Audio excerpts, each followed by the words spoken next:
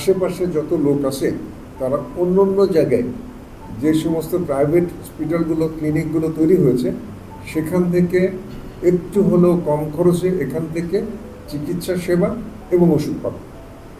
আমরা সেনাবাহিনী তো দেশের জন্য, আমরা দেশের জন্য সেবা প্রদান করব। শুভ উদ্বোধন ঘোষণা করছি।